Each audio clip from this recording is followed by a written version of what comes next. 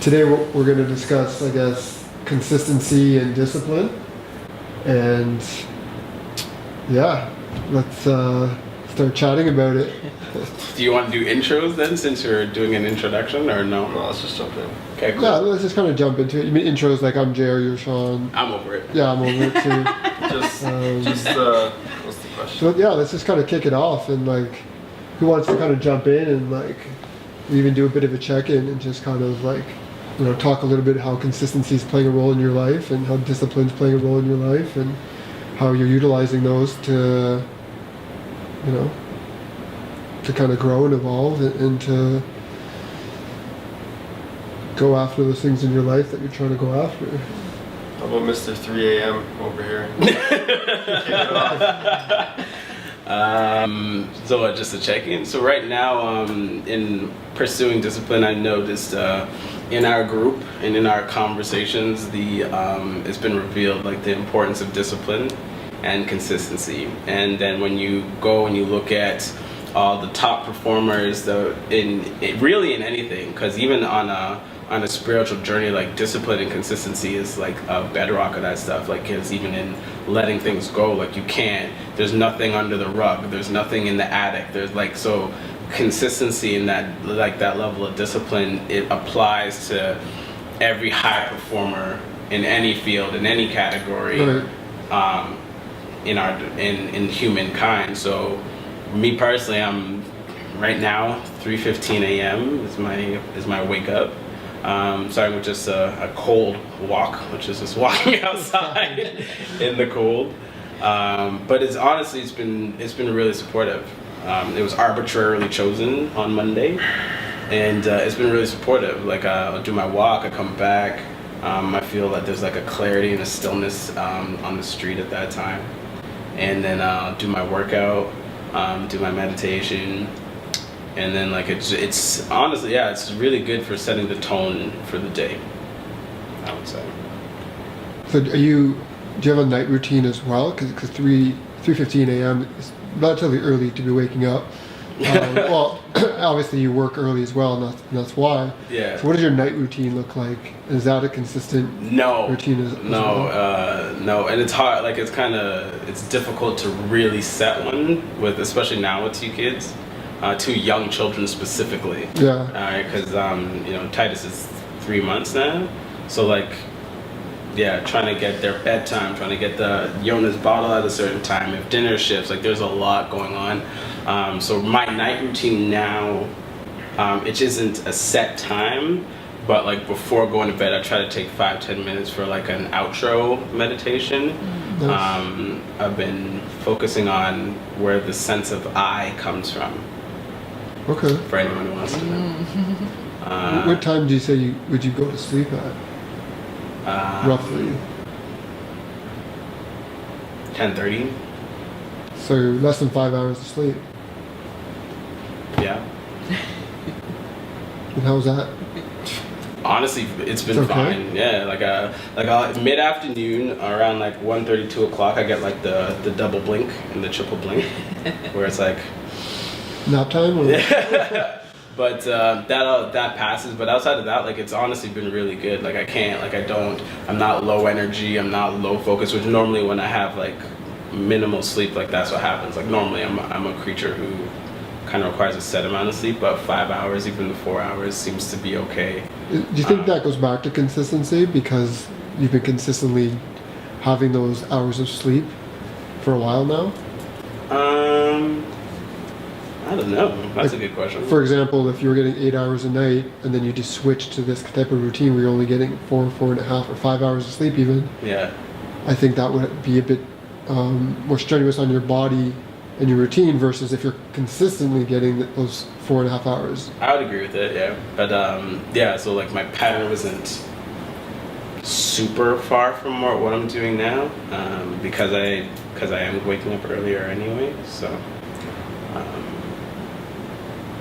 pushing it further, that extra hour, that extra like 45 minutes or 45 minutes to an hour and a half waking up has been it was really the real trick is like on when I'm not working and I'm still doing it. That was going to be actually my next question. 'Cause you don't work on the weekends, right?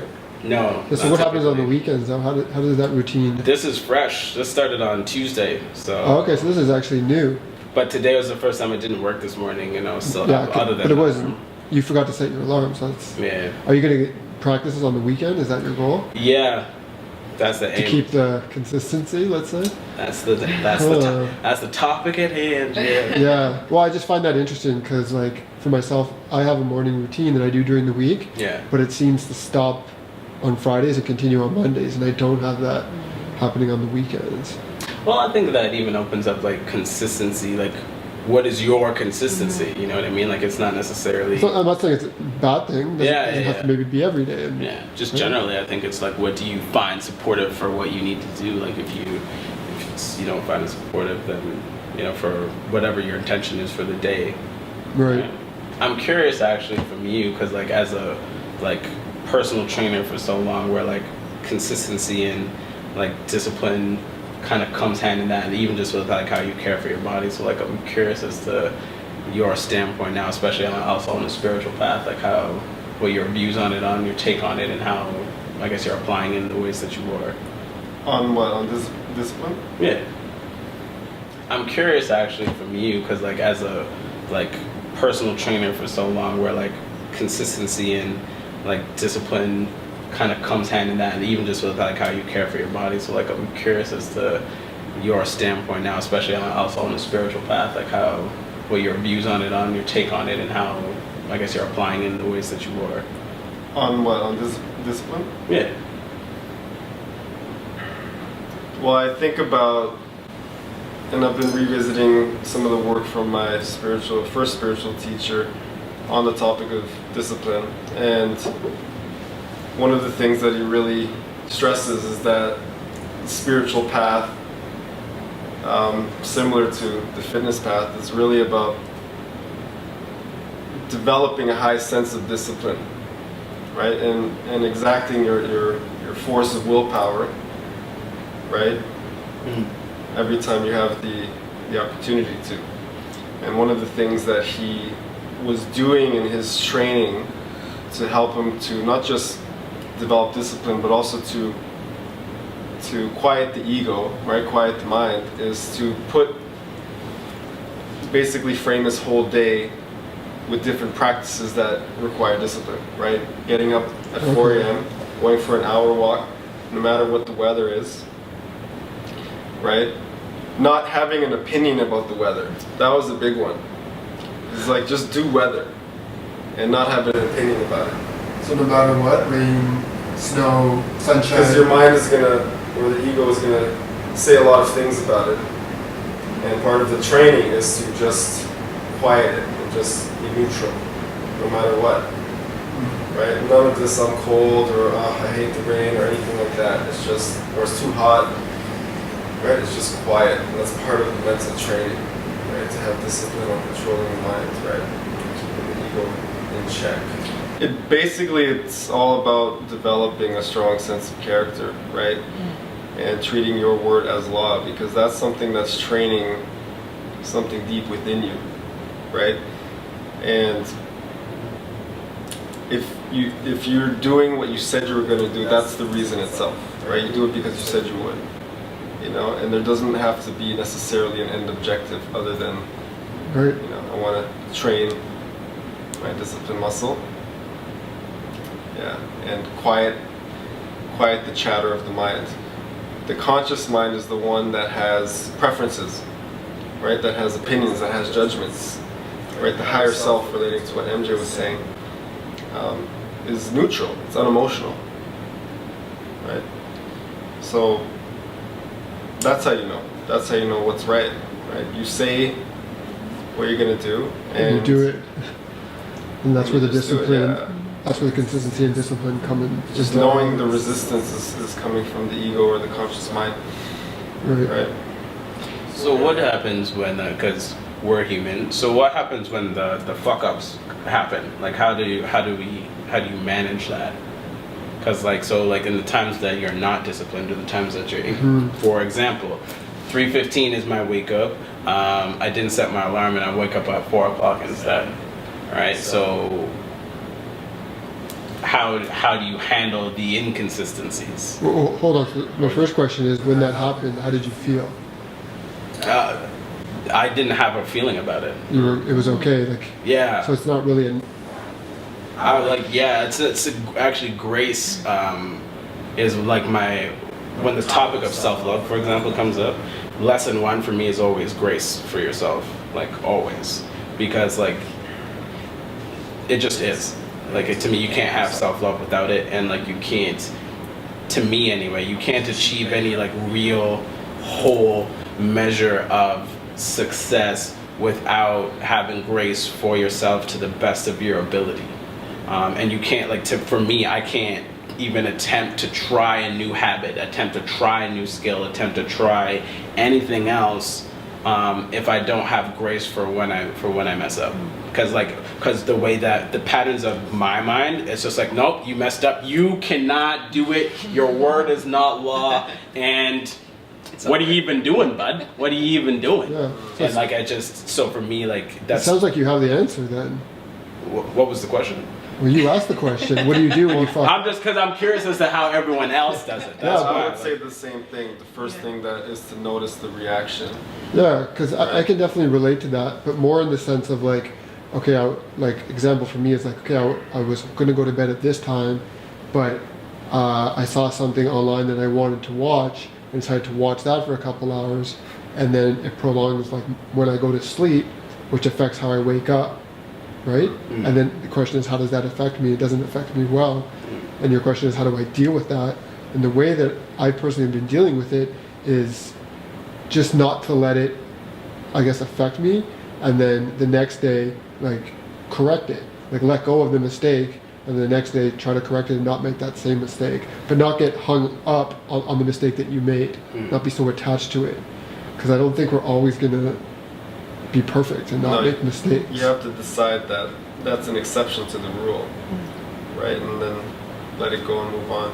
Yeah, and that's, easier kind of said than done sometimes. So that's what I'm trying to lean into. So it's just like, so for those exceptions, for the deviations, like what is your tool for letting go in order to stay consistent, in order to continue on a path of discipline rather than just throw out the baby with the bathwater. So I'm going to answer that first, just because my answer to that is simply try to focus on what I did positive that day, right? If I made a mistake and there was something that set me off my path, then going back to like thinking about, okay, in that day, where were my wins, right? What can I be celebrating and what can I focus on from a positive perspective?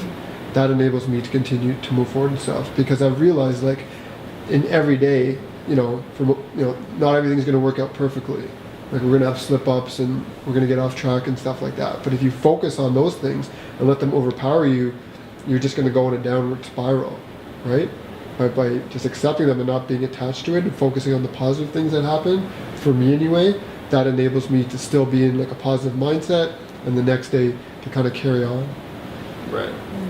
But yeah, I'm curious for you guys, like. Very similar. Compassion first. Same as grace.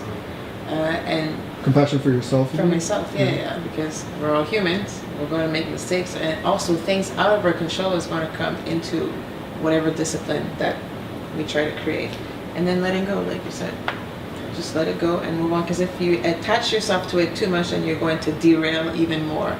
So I agree with that. discipline, for me, it's like also like I try to have a schedule, but every so often something happens, like there's a project, there's a client, so like my night routine, the time that I go to bed, all that kind of like goes out the window. And then I'm like, you know what? I can't control that. All I can do is like, what's the next best thing that I can do based on that? Because this is happening for a reason. So accept it. Don't resist it. Be compassionate for yourself, let go, and then move on.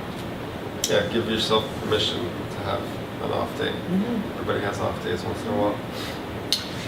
So next question, as kind of like a devil's advocate or dovetailing off of that, when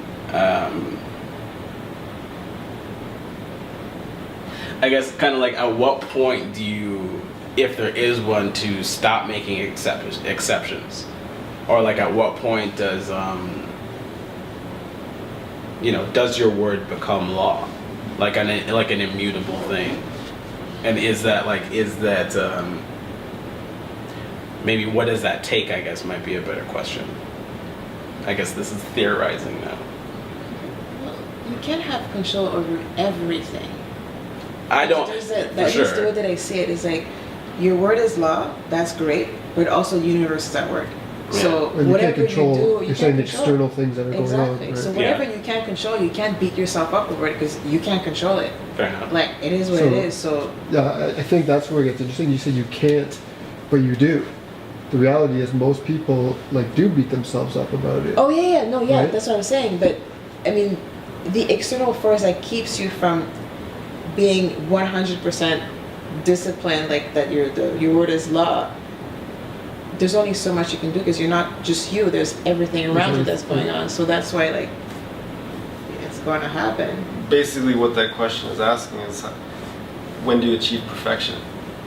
Well, I wouldn't phrase it as that. It seems like that. But well, When you're not making. I don't think it's perfection. because like to me, perfection, everything is perfect. That like in a perpetual state. Like, I think it's more about when you're in a certain situation, how do you analyze the situation and make the right decision that's going to most benefit you in the future, right? And I had this conversation the other day, and it's like, you know, you're trying to diet, let's just say, and there's a table and there's a plate and there's like ice cream and all these amazing things that you're so like, you know, attracted to and you want all these things. How do you be disciplined and say, no, I know it's going to satisfy me now, but it's not going to satisfy me in the long term, right? So, and that could be related to so many different things, like going to the gym, staying fit, right? Meditating, do your morning routine, running a business, right? If you get a client, that's great, but what happens when you don't get a client? How do you continuously, you know, make those right decisions? Well, I personally follow a 90-10 rule when it comes to my own diet. So 90% of the time I can control it and it's usually pretty good. And 10%, either I'm going to plan for that or I'll just allow myself to have be a little bit flexible. So when it comes to your diet, then you probably say you're pretty disciplined. Yes? Yeah. But the thing is, at a certain point it doesn't really feel like discipline anymore because it's just something that you embody. It's just part of you. You have a new norm, kind of, Right? That's your standard. Yeah. And That's interesting, actually. Yeah. But yeah, so coming back to that, as far as like the whole discipline thing, and then you get to a certain point where it doesn't feel like discipline, it just feels natural. Yeah. That's a really, really good point, especially when it comes to your habits. Because like as we're trying to change our habits, we need that discipline, right, to stay on track and not to kind of slip off and stuff. But then at some point, it's almost like that new habit becomes part of your subconscious, and that's just the way you operate. Like, and Bernard is a perfect example of that. And that's the conversation I was referring to the other day at your party, where I feel like he's in that place where he can get himself into a situation, and this is what he expressed to me, and he can analyze the situation and identify, that chips or that ice cream or whatever it may be, like, may looks really good and tell me right now, but he knows it doesn't align with like who he is now and like what he wants for himself in his future. So he knows, okay, stay away from it, and doesn't indulge. Yeah, we create a higher ideal for ourselves, and discipline is a tool to help us realize that. And to get there as well. Yeah, As. you know, and when it comes to food, as a good example, right? If you have those kind of temptations for whatever junk food, right? Understanding that where that comes from. Yeah. For people to really let go of junk food or poor eating habits, there's a part of them they need to heal, right? It's like healing the part of yourself that needs that, or that finds comfort in that, knowing in your conscious mind it's not good for you. So what are you actually getting from So what's that? the emotional connection that you're holding on to Right. that's enabling you to need that comfort? Right. I mean, Yeah. it could be any substance, right? For a lot of people, food is their substance Yeah. of choice. We keep coming back to food, but you're right. It could be a lot of things. Alcohol, anything. It could be even just you know. chilling out watching Netflix or something, right? Yeah. Any action whatsoever. Really. Yeah. But that's actually a really good point, man. Mhm. It's like, what's that emotional connection that's kind of holding you back from? But like, cause like I think that comments on something that came up. I know that I'm a big fan of Brene Brown, and like in her book, like Daring Greatly, like she outlines it as like as culturally we're like heavily oversaturated in several activities that are not supportive, like heavily. You know, again, food, alcohol, where you spend your time. Like there's anything to kind of like numb our life. Consumerism. And like escapism as a whole, and all of that water falls under that topic. You know, because like it's and I feel it's like even talking about like control or out of control. It's like we have no control over anything at all. I believe so anyway. And it's just like the things that you can, like you might have like the appearance of you have a level of influence that appears as control, but you don't control anything. And like I feel like that's why we tend to culturally we tend to saturate ourselves with all this stuff to kind of escape from that, because I think deep down we all really know that, but that's just my opinion.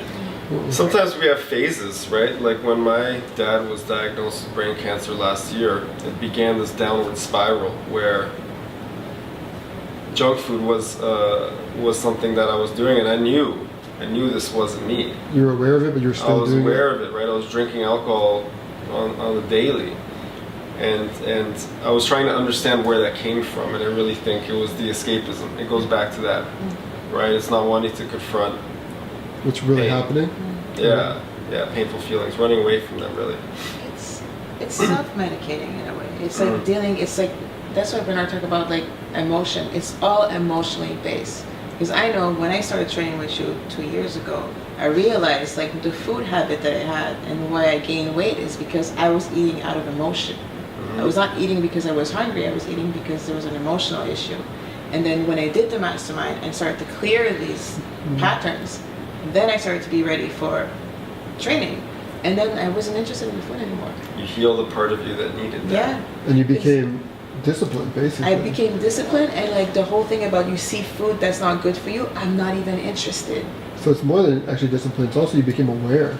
You became aware of like why you're doing these certain habits. The first discipline was to go to the mastermind on a regular basis, no matter what. For me, that was that. So consistency. That was the first Consistency, one. for sure. Definitely.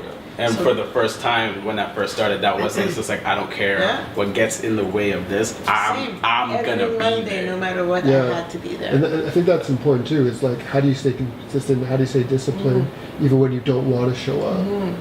You be responsible. Yeah. Right? You take responsibility for your life and for your decisions. But you also find the gifts in it, because you also there's something to be gained when you're disciplined.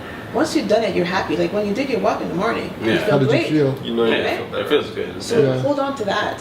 And then when you don't feel like it, you kind of like, oh, but I felt great when I did it last time. So let me just put the extra but effort. let me throw a wrench in there, because like, and for myself, this has been showing up. Like even though you're aware of that, like even though that walk has been serving you and stuff, like do you find that there's still some resistance to continuing with that that consistency of doing that every morning? Like for myself, doing my morning routine, waking up at like 5:30, enabling me to do like a meditation, sometimes some journaling, I do some yoga, and it serves me really, really well. But there's still that resistance towards it. And I'm trying, and I've been trying to kind of hone in on that for myself, and to figure out, okay, how can I kind of eliminate that resistance, so it becomes more of a pattern and more of a habit that I just kind of like, wake up and jump into. Well, in my experience, Like, why is that resistance even showing up? well, in my experience, the resistance still being present just means you're still in your training mode, right? You're still developing that part of yourself. Okay. Right, until it becomes second nature. It's not right. Right, it's just your routine. It's just what you do. It's just who you Right. are. Right. I love Right. that. Yeah. So when we're fighting against resistance, I take it as just a signal that training is not over yet. This phase is not over yet. Okay. Right. To go from conscious competence to unconscious competence. Right.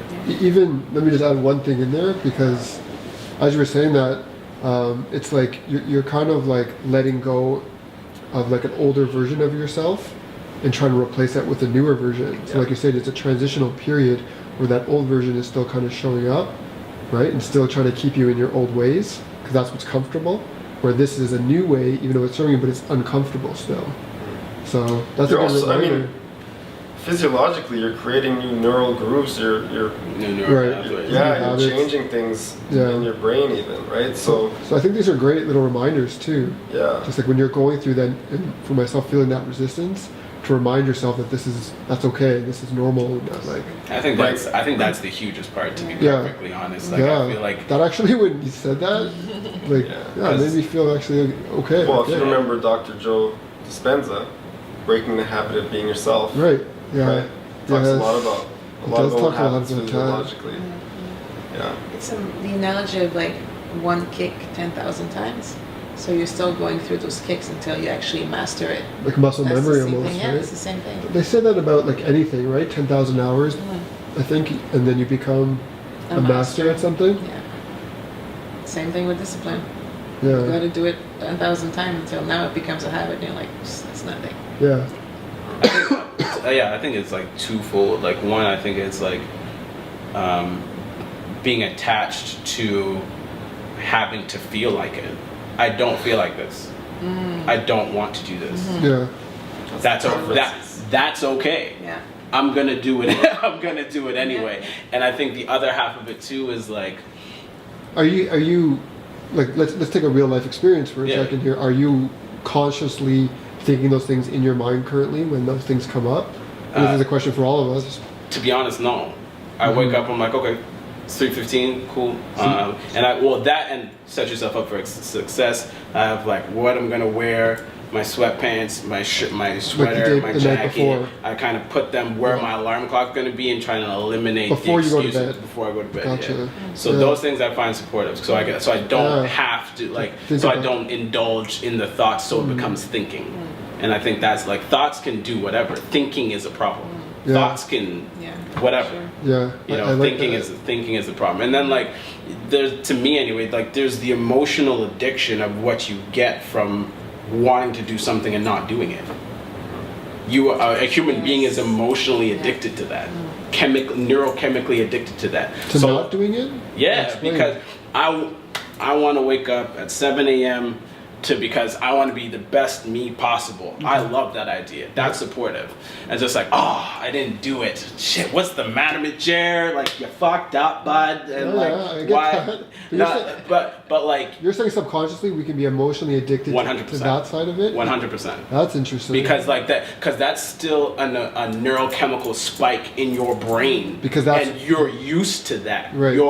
That's why like I'm aware of my like how the patterns of my mind. Yes. My brain is addicted to that I shit. get that. So you're comfortable. That's Oh, your yeah, That's your like- comfort zone, and that's what you're used to. And that's why those unconscious patterns play out in your life, like self-sabotage. That's an example of what that is. Again, Joe Okay. Dispenza, you're going against decades of neurological conditioning, neurological and physical conditioning. Right. So what are some things that you can do to help with this process when these things come up?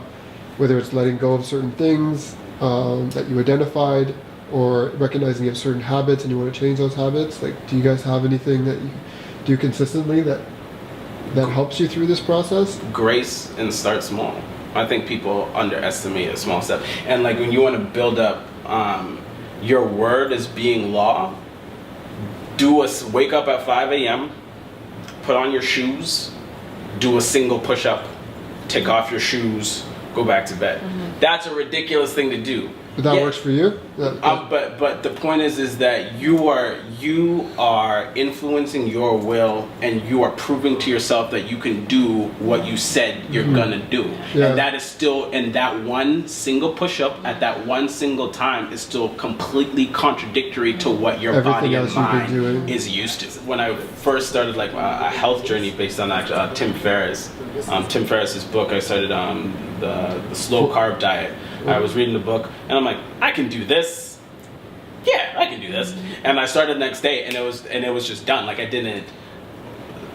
When you get out of thinking, for me, when I get out of thinking, and that's why, and set yourself up. Like, okay, 3:15, my stuff is here, put it on. Like I don't indulge in thinking.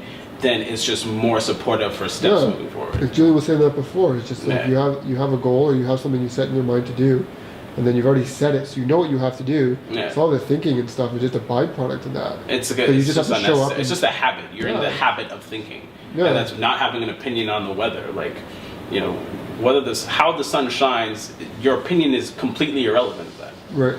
Well, Your opinion on gravity is inconsequential. right.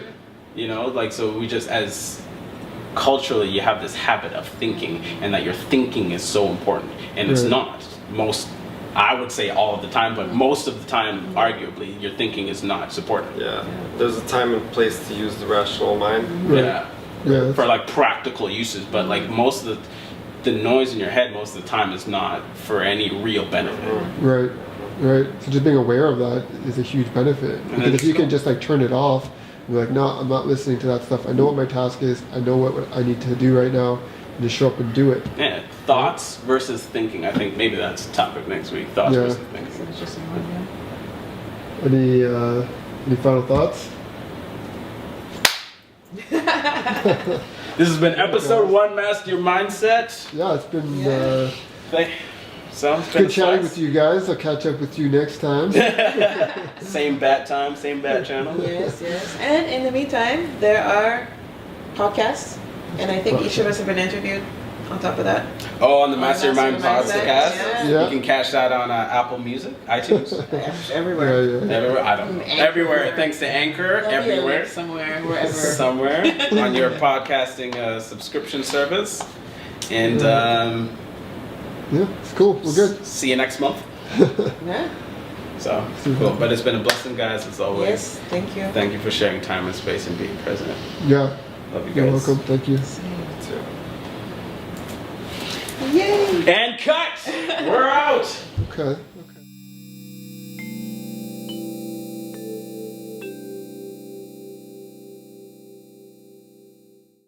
So I don't know. It's too template. Alright, are we rolling? We're rolling. Alright. 3, 2, 1, and cheers to another podcast. Yeah. Podcast number 2. So today's topic, guys, is going to be resentment. Resentment. Yeah.